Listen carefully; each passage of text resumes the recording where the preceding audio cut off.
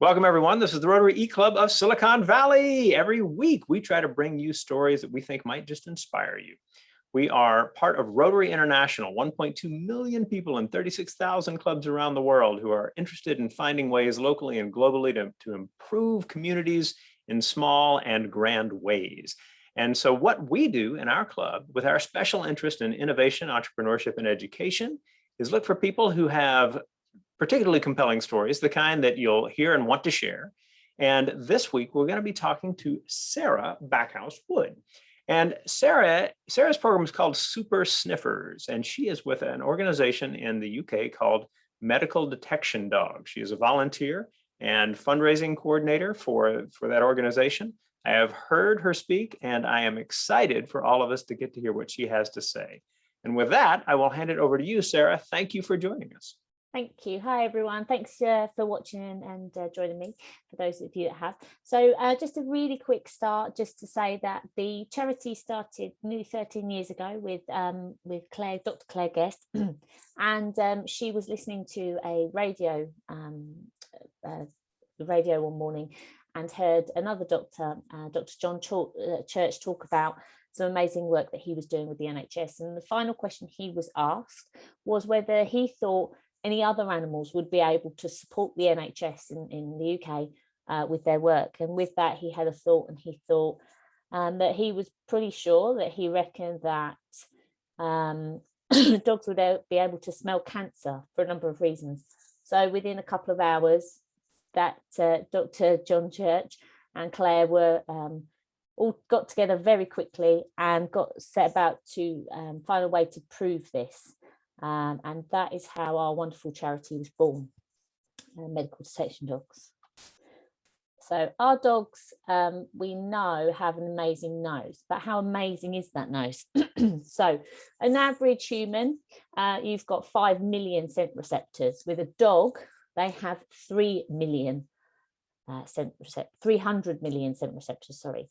So what that in real terms, what that looks like is if you made a cup of tea for yourself and a friend that had sugar, and you put sugar in one of the cups and not in the other one, a really good human nose would be able to detect which one had sugar in it. I don't have a good nose. I can't smell which has sugar in it. For a dog, they would be able to detect that teaspoon of sugar in 2 Olympic-sized swimming pools. So we as a charity harness that incredible nose to do life-saving work. The basic science behind what we do, because everybody wants to, well, how do you use that in terms of illness? So when you have a disease, this is very simplistic, so bear with me. When you have a disease, the cell changes, and that cell changes and it produces something called volatiles. These volatiles enter the bloodstream, and that's what often is picked up when you have blood tests. They also enter different avenues to get out of the body, and this can be breath, urine, sweat. Now that is where our dogs can smell it. So sometimes those volatiles enter the different routes sooner than to the bloodstream. So our dogs can actually smell some diseases quicker than we can detect them with our medical, sort of our doctors and things can do with blood tests. And every disease has a signature smell. I can't tell you what those smells are because my nose, nobody's nose is that good, but our dogs know the difference. Our charity has 2 arms. The first would be the biodetection dogs, which I'll talk about first in a moment. They work a number of areas, but mostly from samples. As I said, sweat, breath and urine. And they work in a very different way to our medical alert assistant dogs. And those dogs are paired with a person who has a medical condition that needs someone to alert them to when they're having an issue. And that's what the dog does. So let's just we'll talk quickly about the biodetection side of things. Our biodetection dogs have incredible noses, and the aims are quite obvious. It sounds silly, but they are quite obvious. We want to get early diagnosis, accurate diagnosis, which sounds really silly, but at the moment, some things don't have an accurate diagnosis. It's non-invasive. If you've ever had or gone for any sort of cancer treatment or even tests, often biopsies can be, they're very invasive. It takes time to recover. That's time off work and things like that. And there can be complications with that. And that's even before you get a result. This work is life-saving. It's also groundbreaking, the research that we are doing, and everything that we do is scientifically backed. So we often have papers, scientific papers, that we release for general public to read. And that's a very important part of what we do. So the really rough idea of how the bio stuff works, the samples that we have are frozen, they're defrosted and they're decanted into the pots that you can see at the top left. They're then put on something that we call a carousel. And the dog works around this carousel to sniff to see if there's a positive sample. The dog will give a passive indication. So this is a sit, some of them paw, depends on what the dog prefers to do. Then after they've told us what they think, they go out, they have a play, they get a treat and they have some fun. It's a really important part. They're rewarded for the work that they're doing. As you can see, we do have someone always there that is recording all of the data. That is again part of being able to say that we've got all the science behind to back this up.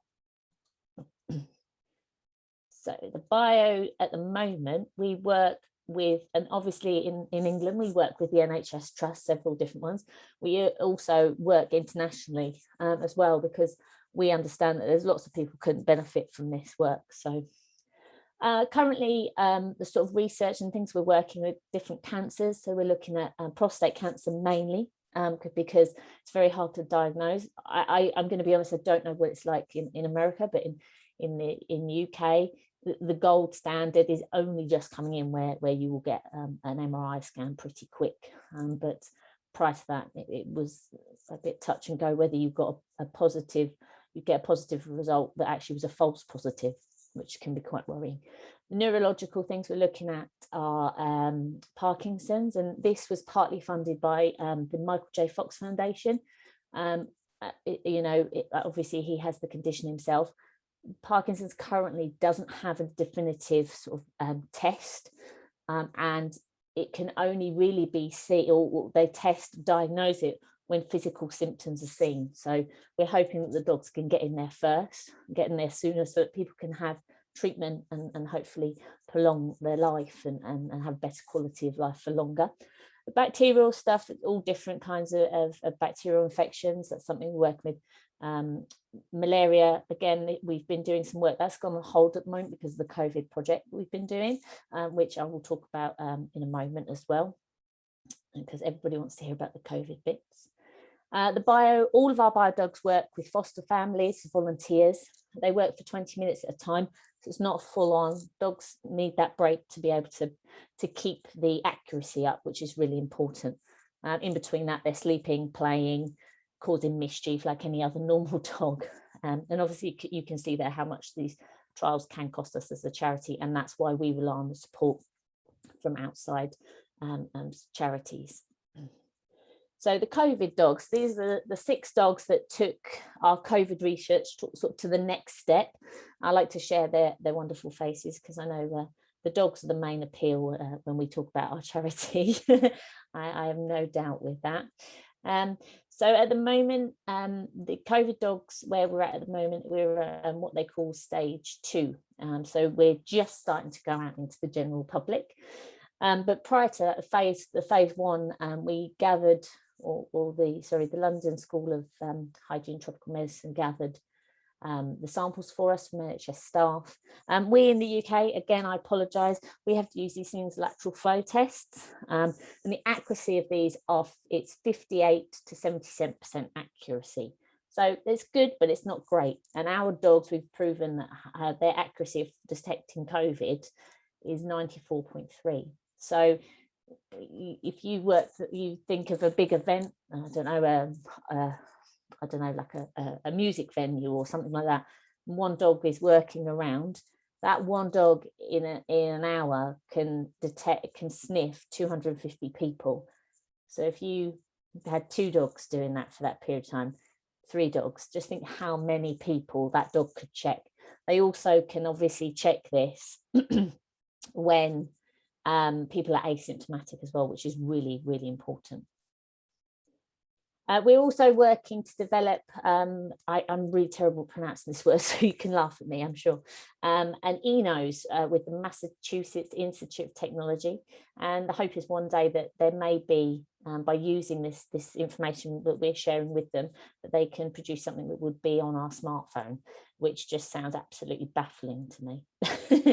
So just moving on to the alert assistance dogs. So these dogs, as I mentioned, they will alert the person to a medical emergency that's about to happen. They will fetch help, or they can attract attention, or go and get the medicine for that person. They save lives. They reduce hospital stays and ambulance call outs. We do work with several conditions. At the moment, I think the main ones that we're seeing an increase in is severe allergies, and that would be mostly peanut allergies. And we have dogs that will be able to take peanut odor either in a room, if it's been out of the room for several minutes, they will still detect it. If it's on a surface, if it's on another person, that dog will intervene and let that person know to keep them safe. The dogs also work with people that have sudden drop syndromes, which that person will have no idea that's going to happen, and the dog will give them 5 to 10 minute warning so they can go and sit and be safe, which is really, really important, as you can imagine, that, you know, if they fall over and bang their head, or, you know, they break bones and all sorts of things. So I don't have one of these dogs, but I've seen how life-changing they are for these people that have one. Not only do they increase their confidence, independence, their freedom, but a lot of the people that have one of our dogs didn't actually sort of see themselves having a future. A lot of them have to live with someone because their condition doesn't allow them to not to do that. They can't go out independently, and Elizabeth, who's here in her graduation photo, actually says that she felt she was in almost like a childlike state. She couldn't go anywhere without her parents. And by having a dog, Elizabeth, I use as an example, has regained her freedom. She's been able to graduate from university, something she never ever thought she could do.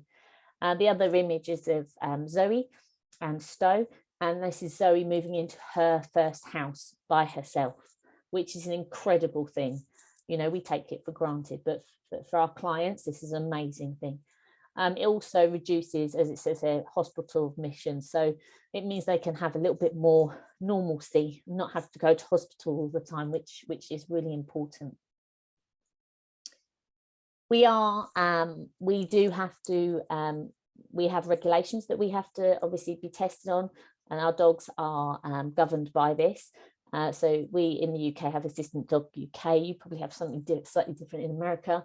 I refer it to the fact that this is like a passport for our dogs, and they all have to have that test, so that they can go absolutely anywhere, and they're trained to do that as well. We actually have a dog that sometimes goes to music, well, not so much now because of COVID, but goes to music festivals, which and he wears some ear defenders, which I think is brilliant.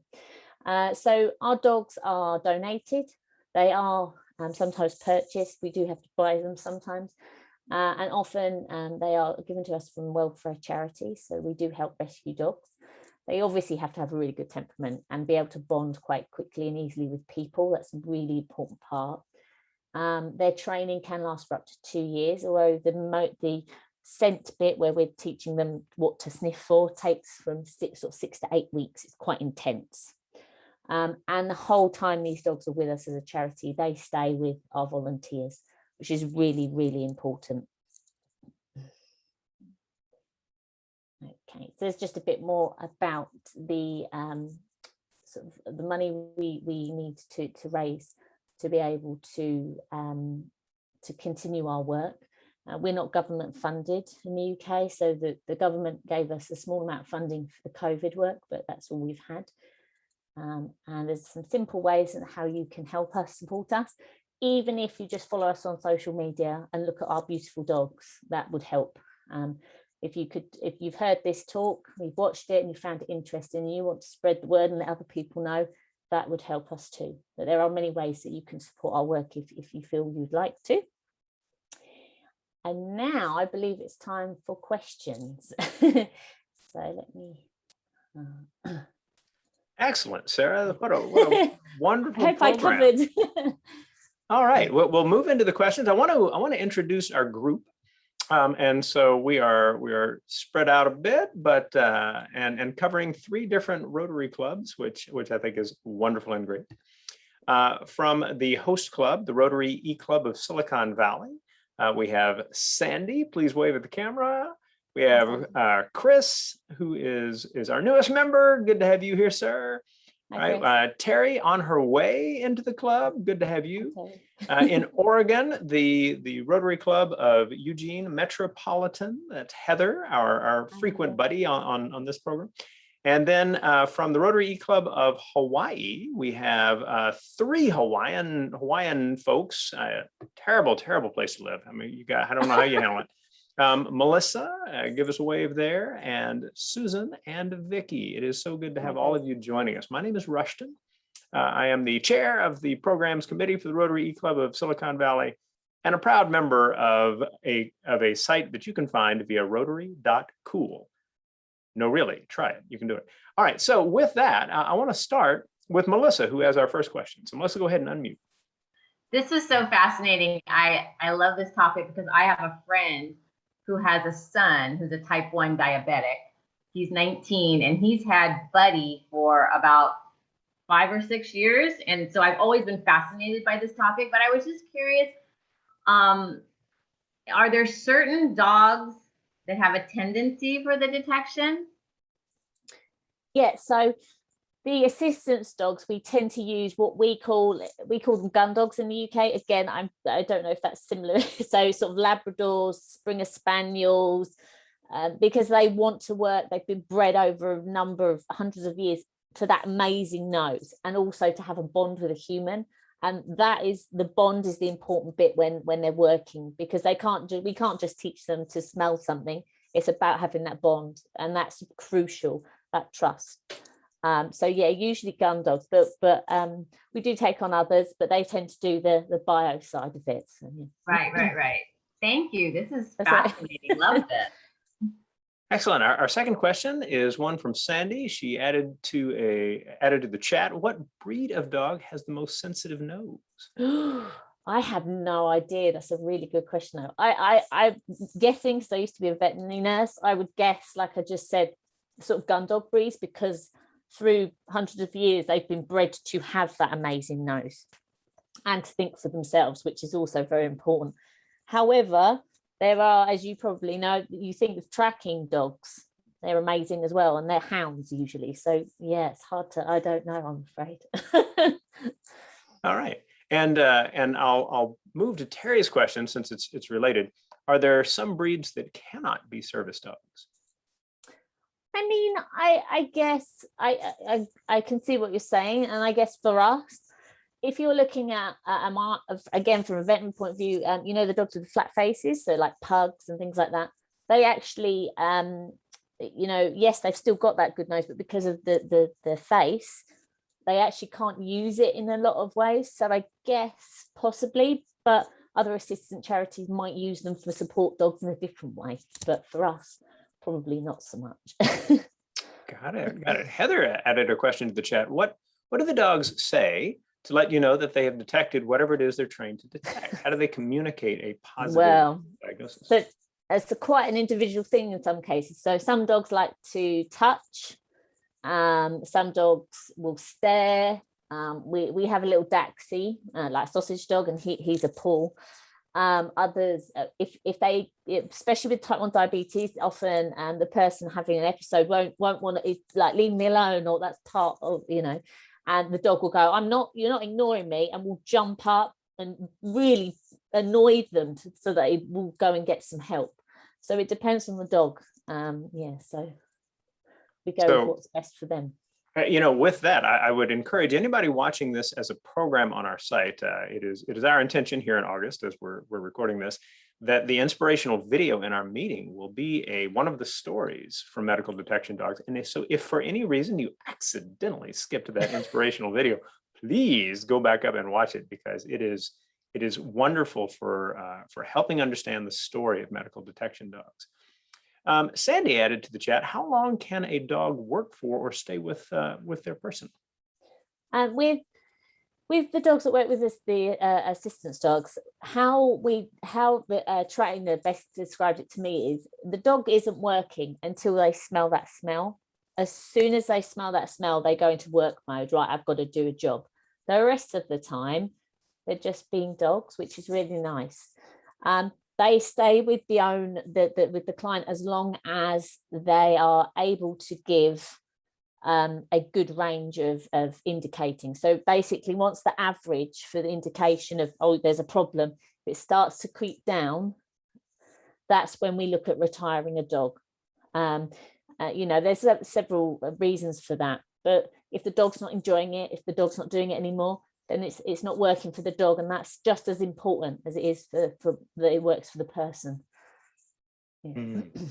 So let's see, I've got another one in the chat. I'll ask a question myself after that, but anybody else who has a question, make sure to add it to the chat, or to just let me know you have one, and that will work well. Chris asks if dogs can detect TB, tuberculosis. It's not something we do, but to be honest, I can't see why not. It's not something we've looked into, but like I say, there might be another charity that do or look into that sort of thing. Maybe have a look online. I'm sorry, I off the top of my head, I don't know, but it's not something we've done. Oh, don't worry, we don't require omniscience of you, so no worries there.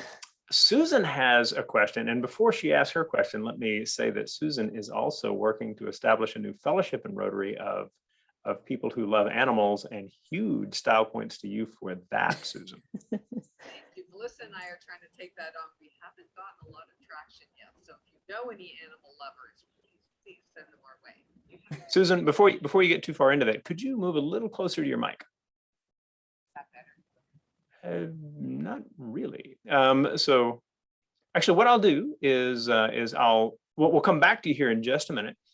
Chris had a separate question. Are teaching guide dogs for the blind the same discipline as teaching medical detection dogs? It's actually quite different in some respects. So those dogs, you don't want them to use their nose. They're using everything else, eyes, ears, they're listening, they are on it, they are focused the whole time. They've got their equipment on that they wear.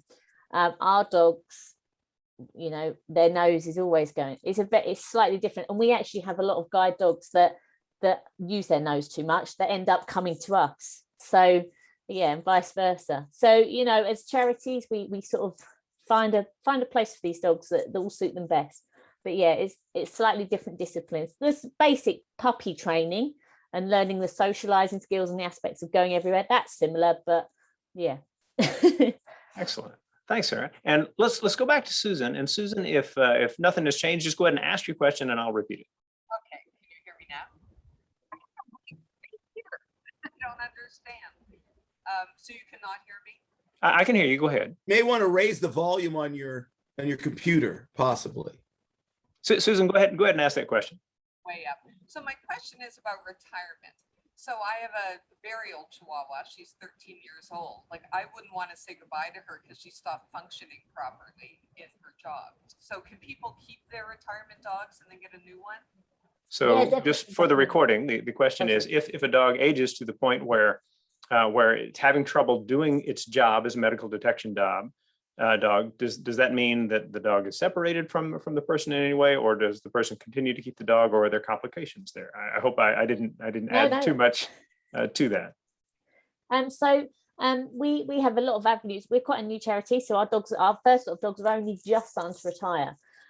We often find that, like you've just said, you don't want to lose that dog. You've had that dog a long time, and what we find, actually, we've wanted a couple of dogs. We've paired the dog that was doing the work with a new dog, and they sort of teach it a little bit. And that's often if the client wants to keep the dog. There are occasions where that's just not, they can't do that. They can't have two dogs, and that's understandable. And in that case, we have a long list of fantastic homes that would take in that dog. Or, to be honest, I think pretty much every member of staff has a dog at some point. I had one recently. She's gone now to do her job, but so we are very, very careful where if we do need to rehome them, where we rehome them to. But we like to, obviously, you know, we don't take them away. If they want to keep them, that's, you know, that's their baby, isn't it? So yeah. Aligned with that thought is a question from Vicky, where she asks if there are certain qualifications for someone to be a candidate for getting a medical detection dog. So every application that we do for our clients is looked at in an individual basis. If we think we can do it and we've never done it before, we will give it a go. We would probably more likely give it to somebody that's more in need, and there's a waiting list process, just like any assistant dogs charity. But yeah, it's kind of like, if you think you've got something and you think, oh, actually a dog could really help, or you've got a dog at home that you think is detecting the issue that you're having, we also support people that have their own dogs to do the training and to get the accreditation so that they can take their dog everywhere. So one question for me before we wind down. Thinking about this, in some ways, it seems very hyper-local, right? Like the relationship between the dog and the person, you know, maximizes the chance that dog can do a wonderful job. But there are possibilities. You mentioned, for example, a music venue or something where they can detect things. Thinking more globally, are there places where there are fewer medical resources, hospital resources, detection resources, where dogs have been trained to help identify issues because maybe the community just didn't have the resources to have the normal equivalent? I mean, I actually spoke to recently a lady, I think in India, and someone else from another Rotary talk that I did, and they were very interested. Again, a bit like your question suggested, how the dogs could be used for that. As a charity, we're looking, the sort of next step we're looking at is to help support people with severe disabilities and also Alzheimer's and dementia.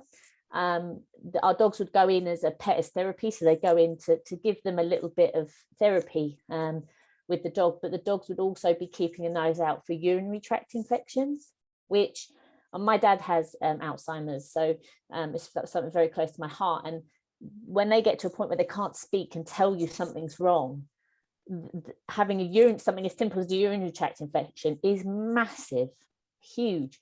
So by having a dog that could do that, you know, it's a really simple way to be able to check. A lot of people really not invasive. It's not invasive at all for them either. It's almost quite a nice experience because they get to see the dog as well. All right. Well, we're going to wind things down. And if you are watching this as a recording, let me say that, you know, you are almost finished, but we get to keep asking her questions because we're involved in the live recording. Thank you, Sara, for that. So a couple of quick instructions, and then we'll hand it back to Sara for a final word for the recording.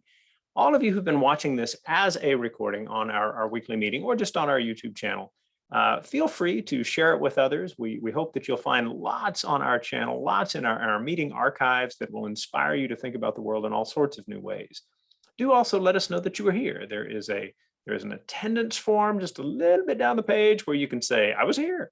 And if you properly type in your email address, you'll get an email that you can pass along to your club secretary if you are a Rotarian trying to make up a missed meeting somewhere. And you're always welcome to join us to build a 100% attendance piece of your Rotary life for sure. Additionally, at the bottom, there's the Discuss section, DISQUS. And you can add your comments about this program or anything in the meeting that you'd like. This is one of the ways that we interact with each other in our online asynchronous club, and we welcome your thoughts about the different things you see. So with that, as we like to do every week, we hand it back to the speaker for the final word. Sara, what would you like to have square in the minds of people as they step away from the recording? Just thank you so much for taking the time to listen to a tiny fragment of what our charity is about. If you want any more information, please have a look at medical detection dogs, Google it, or have a look on our Facebook page if you just want to look at really cute doggy photos. And if you want any more information, go onto our website and you can send us an email and it'll probably get back to me and I can answer any questions you have. But thank you for taking the time to watch this today. Wonderful. Thank you, Sara, and thank you for watching, and we will see you next week.